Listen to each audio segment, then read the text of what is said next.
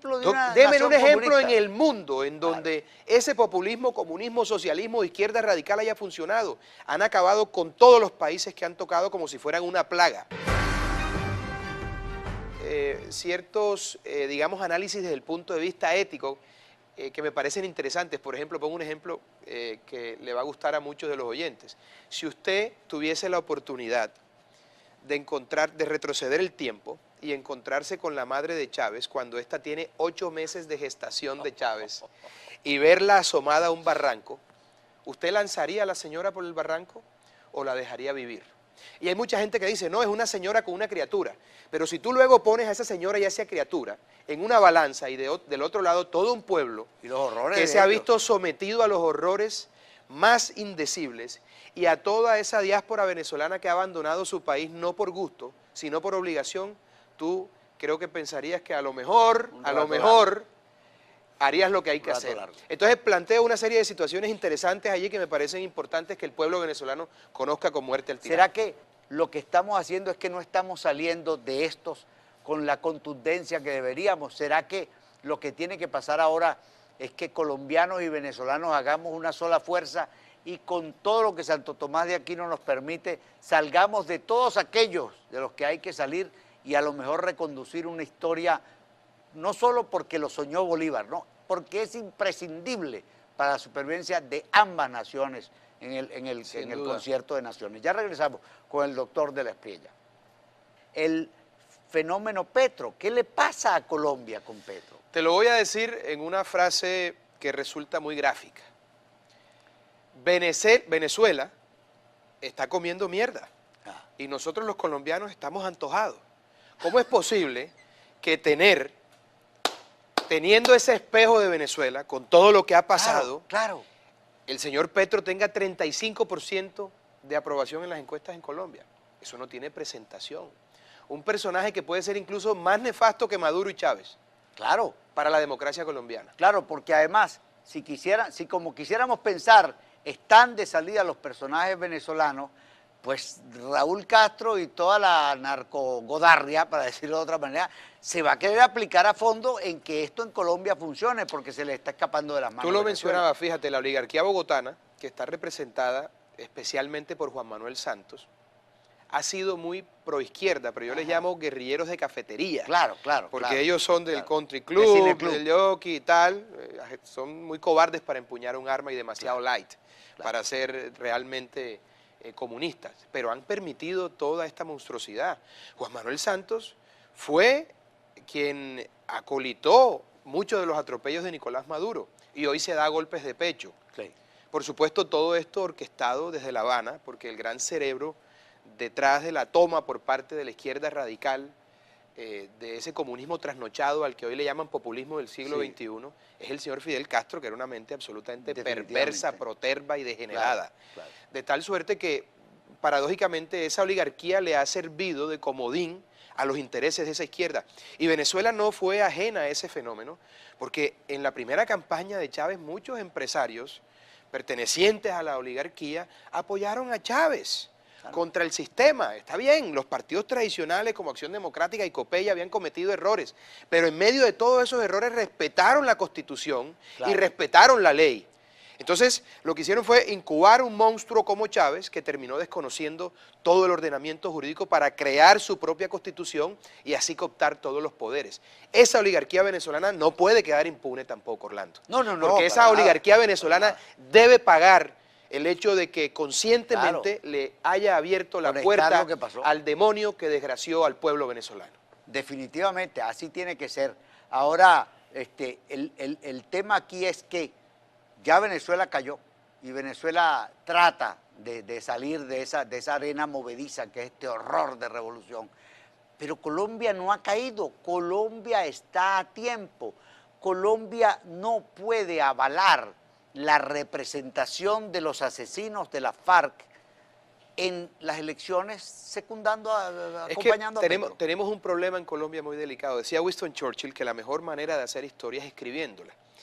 Y la izquierda colombiana ha armado toda una historia en torno a ese populismo, presentando a los líderes que se han hecho por Colombia como si fuesen los grandes enemigos de la República. Es decir, estos muchachos jóvenes que hoy tienen 20, 25 años, no conocen cómo estaba el país en el año 2000 cuando llegó Álvaro Uribe en el 2002.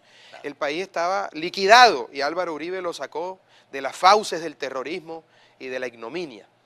Esa narrativa de la izquierda que han incubado en los estudiantes a través de las universidades y de los colegios, de la mano de profesores amigos de esa izquierda, ha creado todo un cuento de Robin Hood en torno al señor Petro y otros de sus camaradas, como si fueran los buenos del paseo. Entonces todos esos muchachos hoy no saben la podredumbre que se esconde detrás de esos sujetos.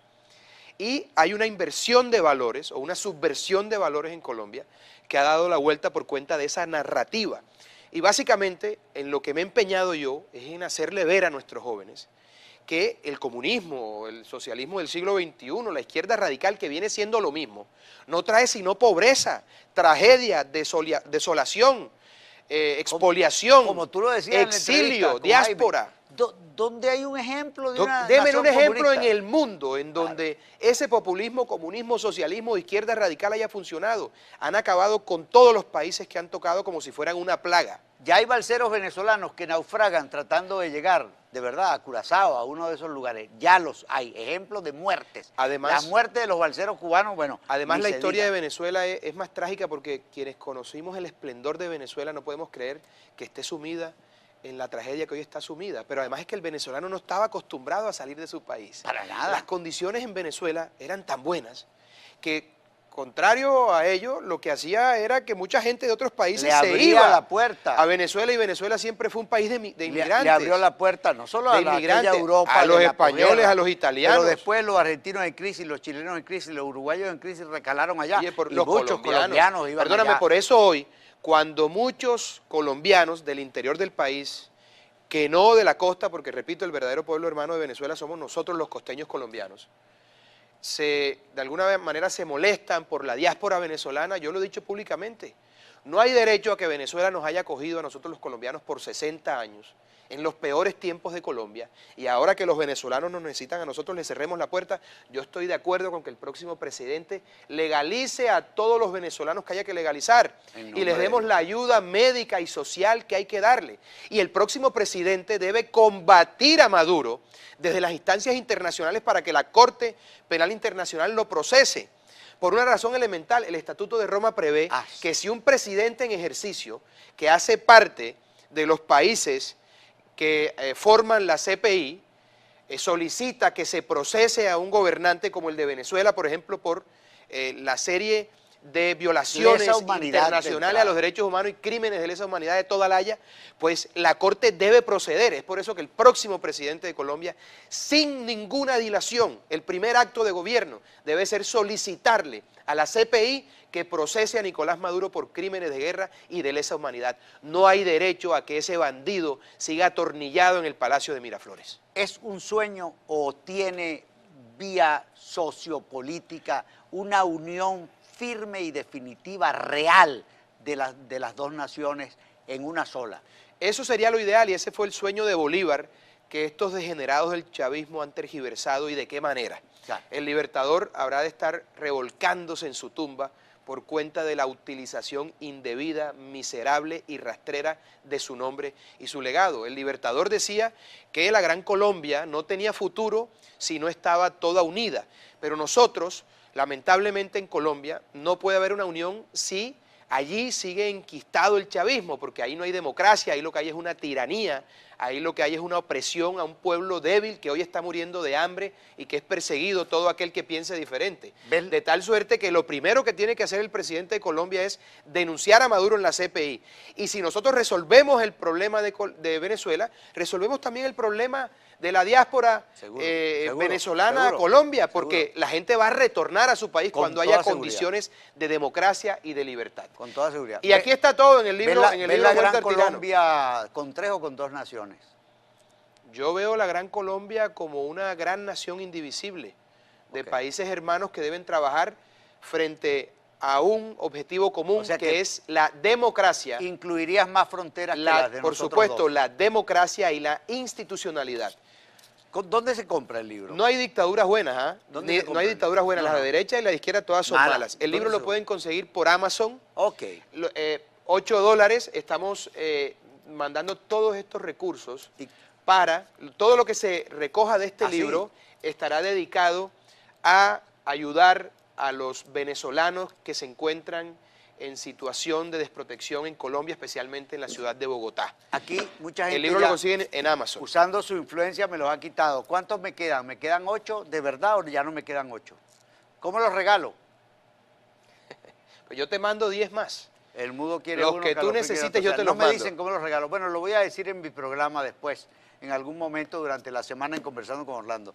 Orlando, encantado. Muchísimas gracias, fue un Encantado de honor estar en y tu un programa. placer. Muchas gracias. Igualmente fue para y mí un saludo gratísimo. al pueblo venezolano, fuerza, que falta poco para que la tiranía caiga.